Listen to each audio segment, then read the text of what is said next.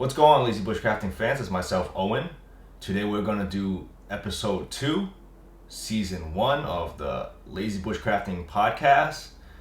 It's been about 1 week since I've been back from Vermont. And let me tell you, Vermont is a absolutely beautiful state. I really enjoyed staying there. I enjoyed staying in town. Bennington was nice.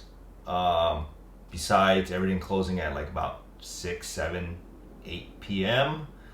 It was a nice little town. We stayed at the Catamount Hotel, or was that the motel? Catamount Motel, and that was a pleasant experience. I think you might have heard me say it over the last video. That's day 1 video on the channel. But yeah, it was really nice. We started in Bennington, at the Bennington Trailhead. I don't remember the name of it. I just remember crossing a bridge and then hiking this long upward fight to the top. And we made it to Goddard Shelter the first night. It was a nice little place. John was telling me a story about how he was being told a story that there was a bear attack at Goddard Shelter many years ago. So they put a bear box up there, and unfortunately they had to kill off a bear just to make sure nobody else got attacked, which is really sad. I mean, if you think about it, bears are just looking for food just like any other animals, and unfortunately we kind of intrude on their territory. I mean, the Long Trail and Appalachian Trail runs through there, so people are going to have food, and there's going to be tons of people, and there's going to be tons of food, right? So, what can you do, right? But yeah, it was a really nice place, and some of the good things about Vermont, or at least on the Long Trail, is that there are plenty of water, like water sources at every single shelter that we were up there for. And it's clean. I mean, it's nice, flowing, clean water. There was even a PVC pipe at Goddard Shelter that, pumped out the water. So, not that the, water was being pumped out from a PVC pipe, but somebody actually put it in, and it looked like a tap. But yeah, so, day 1 we did from Bennington to Goddard Shelter. Day 2 from Goddard Shelter to Story Spring Shelter. Day after to Stratton Pond Shelter, and from there we left. It's about 4 days, 44 miles, average of like 11, 12 miles a day, depending on how far or which day it was, whatever.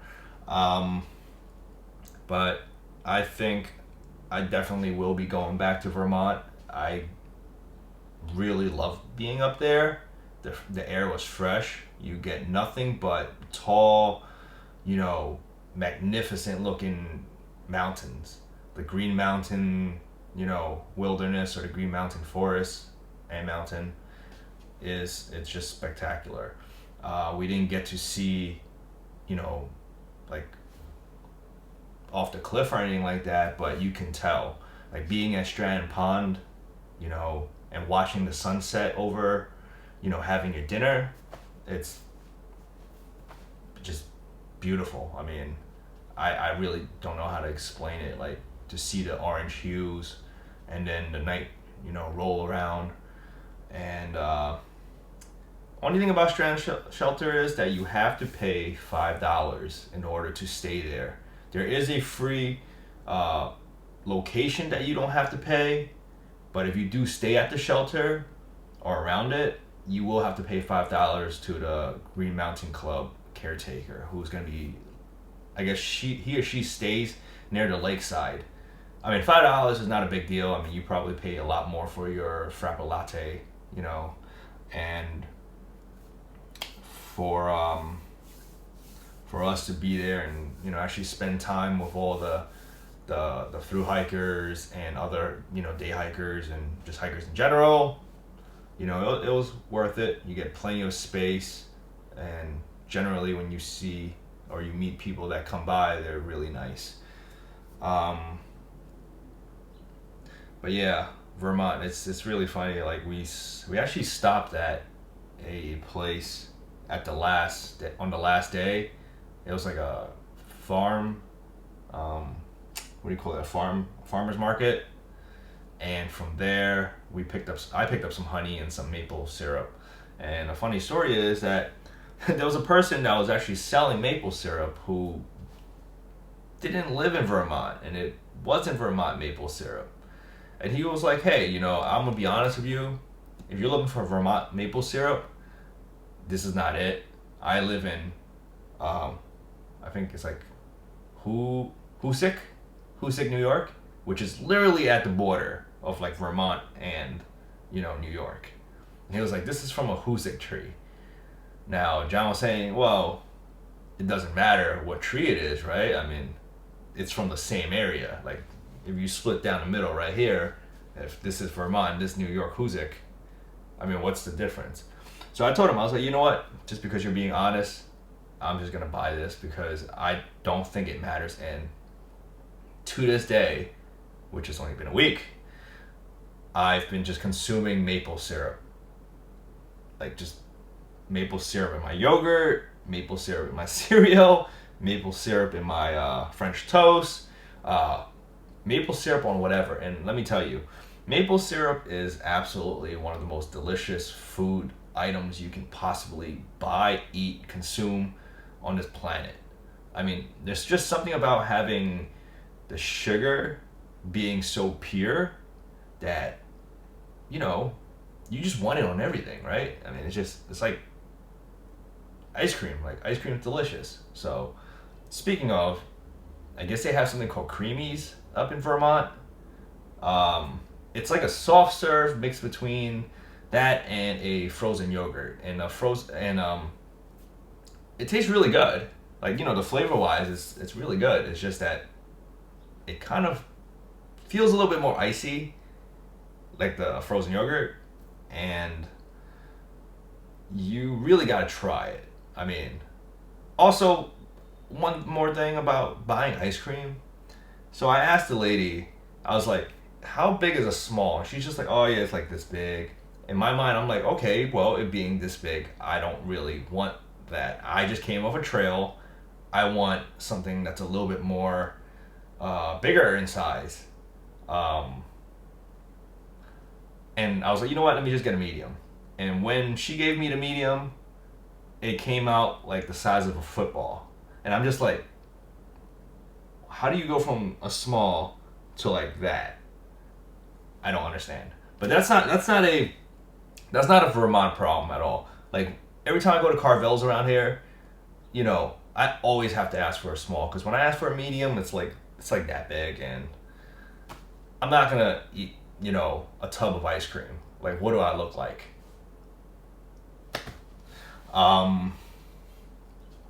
But yeah, no, I had a really good time. I think Vermont's a great place. I definitely can't wait to go back. We actually met a guy who owned the wilderness area. Well, he doesn't own the wilderness area. He used to. His family did. And he has a little house or some sort of, I don't know, workshop up on a mountain next to Prospect Rock or Prospect Point. And his family came here maybe about 180 years ago. They had about 4,600 acres of land, which they donated back to the state, which I think he was saying they sold it back for about like 50 cents an acre or something like that. So there was profit, but it's so low, I guess, that you can just consider it to be a donation back to the state. Anyways, so yeah, he takes care. He gave back the land, but in the contract that they wrote, he apparently, or his family apparently, owns the land or the road that leads down from town up to the mountains, and that is practically for the rest of their family's existence, which is cool. I mean, that's great. You practically have land that goes through the state. I mean, not that you're getting paid for it, but it's still cool, I guess. I think the only thing was about a week ago when we got there was a really big rainstorm. It was like 5 inches in 24 hours or something like that. Pretty much wiped out, a whole section of the road. You cannot drive up there. And, as much as I had fun, rock hopping on it, I think it stops a lot of people from town to go up, to the mountains. And I'm not talking about like driving, I'm talking about walking. Like, people can't just walk up there anymore. And he's been trying to get it fixed. He's asking for the city or the town to help him out, or the state to help him out to fix it, because apparently it costs over like $10,000 to $100,000 to fix the road. It's a big portion of the road. Like, you can see, it's like, imagine if you were driving down the main street of your town or city, and like a quarter of it was wiped out. You can't drive on it anymore, right? So he's been trying to get help to fix it, and I think they might. Hopefully, we sent an email on his behalf to the town, asking if they can, help him out, which will then help the hikers and law enforcement and first responders out whenever they need to go and rescue somebody on the Appalachian Trail or the Long Trail. And it's it's important for everybody. It's a nice walk up to the mountains, and you can just go hiking and whatever, right? But shout out to Joe. That's the person that owns that portion of the land, and for giving us a history lesson on the logging of the trees, the hardwood, softwoods, and all the other beautiful things that are out there on the actual, well, now the wilderness, but the forest. Yep. Whichever way, that's gonna wrap up this episode. I'll be back. I don't know, maybe next week. I have to go and do a photo shoot in like a bit with Zahid, and yeah, fun time. It's gonna be hot today, 95 degrees. It's gonna probably feel like 100, but it's gonna be 95 and humidity is high. And then, if you want to turn into a, I don't know, oven burnt turkey, today's the day to be outside shirtless. Yeah, just enjoying this AC as long as I can, because I know it's gonna be hot and I'm gonna be sweating. All right, guys, hope you enjoyed the video, the podcast, and if you got any questions, comment below.